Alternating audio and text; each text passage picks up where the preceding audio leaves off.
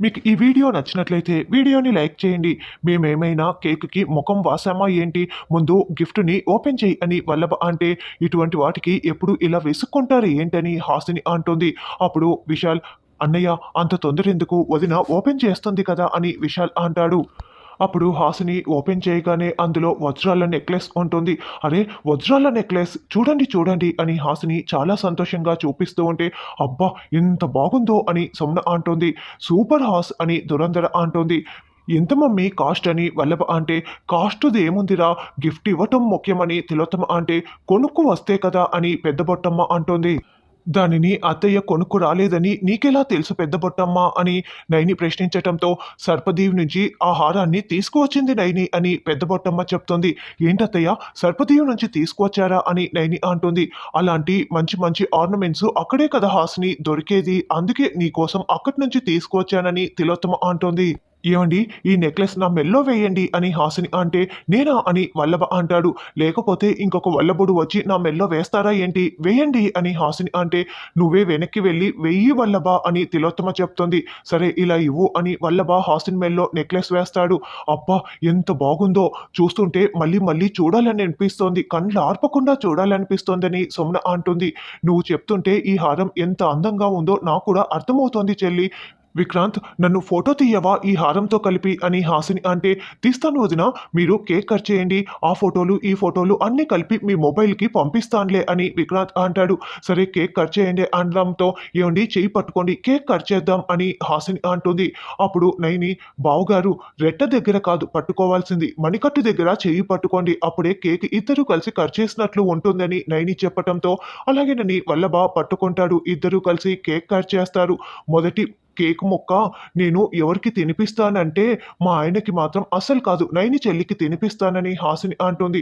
"అదేంటక్కా, వల్లభ బావగారికి తినిపించకుండా మా అక్కకు తినిపించటం ఏంటని" సుమన అంటే, "నైని చెల్లి ఎప్పుడు నేను సంతోషంగా ఉండాలని నా మంచి బాగోగులు కోరుకుంటూ ఉంటుంది.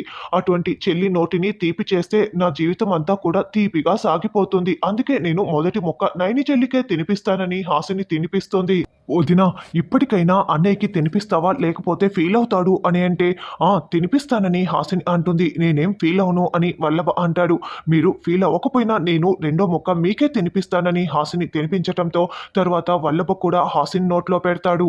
"ఈ పెద్ద బొట్టమ్మ కేకు తినటానికే కదా వచ్చింది, ముందు ఒక కేకు ముక్క ఇవ్వండి, తినేసి వెళ్ళిపోతుందని" సొమ్న అంటే, "నువ్వు తినే కేకు ఉంటుంది కదా, 2 పళ్ళైనా రాలిపోతాయి, జాగ్రత్త, నోరు జారావంటే" అని విక్రాంత్ సొమ్నని తిడుతూ ఉంటే, "నేనేం తప్పుగా అన్నానని" సొమ్న అంటుంది. "చూడు సొమ్న, పెద్ద బొట్టమ్మ వచ్చింది ఉలూచి పాప కోసమని నీకు కూడా తెలుసు, ఇలా వెటకారాలు అవసరమా" అని నైని అంటోంది.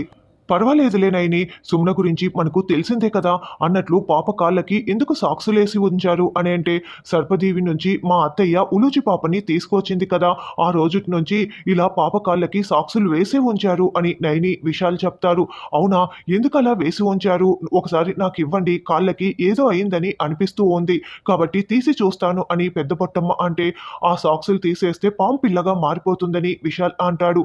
"నా చేతిలోకి ఇవ్వండి, అప్పుడు పాము పిల్లగా మారదని" పెద్ద బొట్టమ్మ అంటోంది. "అమ్మో, నేనివ్వను, నాకు అసలు నమ్మకం లేదు" అని సుమన అంటే, "నమ్మకం లేకపోతే ఎలా" అని విక్రాంత్ అరుస్తూ ఉంటాడు. చూడటానికి వచ్చిన పెద్ద పొట్టమ్మ వెళ్ళిపోతే బాగుంటుందని తిలోత్తమ అంటుంది. "లేదు, నేను పాప కాళ్ళకి ఏమైందో చూసే వరకు ఇక్కడి నుంచి వెళ్ళేది లేదు.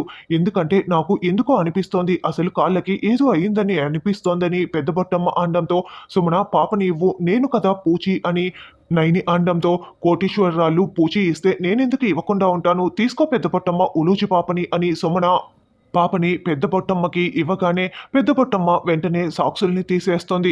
"అదేంటి, పాప కాళ్ళు అలా నల్లగా మాడిపోయి ఉన్నాయి" అని పావన్మూర్తి అనడంతో, అందరూ షాకింగ్‌గా చూస్తూ ఉంటారు. తిలోత్తమనే దీనికి సమాధానం చెప్పాలి. "కాలిపోయింది ఈ కాళ్ళంతా కూడా, తిలోత్తమనే కాల్చుకొని తీసుకువచ్చిందని" పెద్ద పొట్టమ్మ అరుస్తూ ఉంటుంది. "ఏయ్, కాలిపోవటం ఏంటి, పిచ్చి పట్టినట్లు మాట్లాడుతున్నావు" అని వల్లభ అంటాడు. "లేదు, సర్పదీవిలో ఈ తిలోత్తమ కాల్చుకొని వచ్చింది కాబట్టే పాప కాళ్ళు ఇలా నల్లగా అయిపోయి ఉన్నాయని" పెద్ద పొట్టమ్మ అరుస్తూ ఉంటే, "అవునత్తయ్య, మీరే సమాధానం చెప్పాలని" నైని అంటుంది. "అదేంటి, నా చెయ్యి దీపం వెలిగిస్తూ ఉంటే కాలిపోయిందని చెప్పాను కదా, అప్పుడే పాప కాళ్ళు కూడా కాలిపోయి ఉంటాయి. జాలిపడి నేను సాక్సులు వేసుకొని తీసుకువస్తే మీరు ఇలా మాట్లాడుతున్నారేంటి?" నేనేదో చేసినట్లు మీరు ఇలా మాట్లాడితే ఊరుకోని చెప్తున్నా అని తిలోత్తమ అంటే, సర్పదేవికి వెళ్ళింది నువ్వే, తీసుకువచ్చింది నువ్వే, సమాధానం చెప్పాల్సింది నువ్వే, అక్కడ ఏం జరిగిందో నీకే కదా తెలుస్తుందని దురంధర పావన్మూర్తి ప్రశ్నిస్తూ ఉంటారు. సర్పదేవి నుంచి క్షేమంగా తిరిగి వచ్చినందుకు సంతోషపడక ప్రశ్నిస్తున్నారు ఏంటని తిలోత్తమ అంటే, తిలోత్తమ అమ్మ, నీ రూపురేఖలు మారినట్లే ఉలూచి పాప రూపురేఖలు కూడా మార్చాలని ప్రయత్నించావు కదా అని పెద్ద బొట్టమ్మ అంటోంది. పెద్ద పొట్టమ్మ, నువ్వు ఏదేదో మాట్లాడకు అని తిలోత్తమ అరుస్తూ ఉంటే, లేదు సర్పదీవిలో నా పాపని ఏదో చేశారు, పోనీలే అత్తయ్యని మీ చేతికి ఇచ్చి పంపిస్తే నా పాపని ఇలా చేస్తారా అని సుమన అరుస్తూ ఉంటుంది. చూడు సుమన, నేను సర్జరీ చేయిస్తాను, కాళ్ళు మళ్ళీ మామూలుగా తిరిగి వస్తాయి, నా చేతిలో అంటే చలనం పూర్తిగా పోయింది, పాప కాళ్ళలో చలనం ఉంది, నీకు ఎంత డబ్బు కావాలన్నా ఇస్తాను, సర్జరీ చేయిస్తాను, మామూలు స్థితికి తీసుకువస్తాను అని తిలోత్తమ అంటే, ఏంటి సుమ్న అలా మాట్లాడుతున్నావు అని వల్లభ అంటాడు. అన్నయ్య, నువ్వు కాస్త ఆగుతావా? అసలు ఏం జరిగిందో తెలిస్తే కదా సర్జరీ చేసిన పాపకాళ్ళని మునుపటి స్థితికి తీసుకురావచ్చని విశాల్ అంటాడు. అక్కడ ఏం జరిగిందో మొత్తం తెలిస్తే కానీ ఇక్కడ మనకు అన్ని వివరాలు తెలియవు, ముందు నిలదీయండి అని పెద్దబొట్టమ్మ అంటే, చెప్పండి అత్తయ్య అని నైని అంటుంది. పెద్దబొట్టమ్మ, ఇక్కడ ఉండింది చాలు, ఇక వెళ్ళిపో, సాక్సులు వేసి వెళ్ళిపో, నీ వల్ల ఇక్కడ గొడవలు వస్తున్నాయి అని సుమన అంటుంది. చెల్లి ఉండనివ్వు చెల్లి అని నైని చెప్తున్నా కూడా, లేదు వెళ్ళిపోతావా లేదా అని సుమన అరుస్తూ ఉంటుంది. అప్పుడు పెద్ద పొట్టమ్మ సాక్సులు వేసి పాపని సుమన చేతికి ఇచ్చి, విశాల్ బాబు, నైనమ్మ జాగ్రత్తగా చూసుకోండి, ఉలూచి పాపకి ప్రాణహాని ఉంది, జాగ్రత్తగా చూసుకోండి ఏడుస్తూ చెప్తుంది. ఫంక్షన్ పూర్తవటంతో హాసిని గదిలోకి వస్తుంది.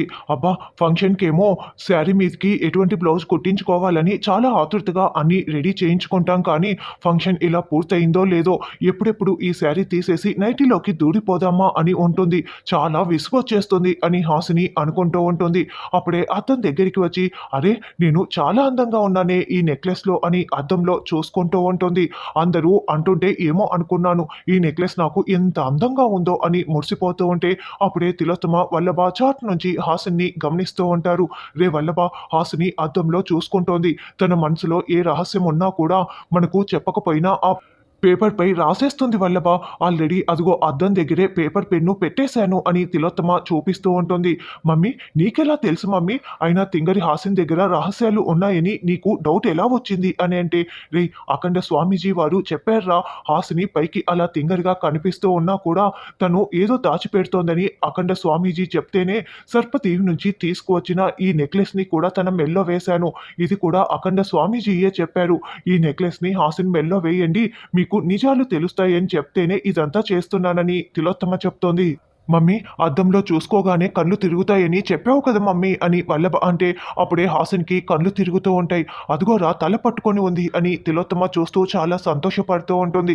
అదేంటి ఉన్నట్లుండి ఇలా తల తిరుగుతోంది, ఓ అందరూ నాకు దిష్టి పెట్టింటారు, ఎందుకంటే నేను ఈ నెక్లెస్ వేసుకున్నాను కదా అని హాసిని అనుకుంటూ వెంటనే అక్కడ ఉన్న పేపర్ని పెన్నుని చేతిలోకి తీసుకొని రాసేస్తూ ఉంటుంది. మమ్మీ రాస్తోంది మమ్మీ అని వల్లభ అంటాడు. అవునరా వల్లభ, రాసింది పూర్తయితే మనం చూడొచ్చని తిలోత్తమ అంటే, మమ్మీ ఏం రాస్తుందో నేను వెళ్ళి చూస్తాను మమ్మీ అని వల్లభ, ఏ హాసిని ఏం రాస్తున్నావే అని అడుగుతూ ఉంటాడు. ఏ వల్లభ డిస్టర్బ్ చేయకురా అని తిలోత్తమ అరుస్తున్నా కూడా వల్లభ హాసిని డిస్టర్బ్ చేయగానే హాసిని వెంటనే ఆ పెన్ను పేపర్ని వల్లభ చేతిలో పెట్టేసి మంచంపై కూర్చొని ఏడుస్తూ ఉంటుంది. ఏమైంది హాసిని అని తిలోత్తమ అంటుంది. మీరు నాకు దిష్టి పెట్టినట్లు ఉన్నారత్తయ్య, నాకు తల తిరుగుతోంది, ఈ నెక్లెస్ని కూడా ఎప్పుడెప్పుడు తీసేద్దామా అని ఉంది, నేను వెంటనే నెక్లెస్ తీసేసి ఫ్రెష్ అప్ అవుతాను అని హాసిని అక్కడి నుంచి వెళ్ళిపోతుంది.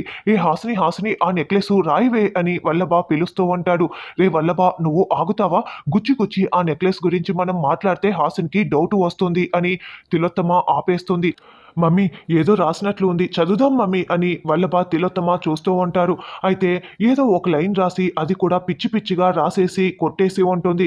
రే నువ్వు డిస్టర్బ్ చేయగానే ఇదిగో పిచ్చి గీతలు గీసింది కూడా మొత్తం కొట్టేసి వెళ్ళిపోయింది అని తిలోత్తమ అంటే, మమ్మీ రేపు మళ్ళీ ట్రై చేద్దాం మమ్మీ అని వల్లభ అంటాడు.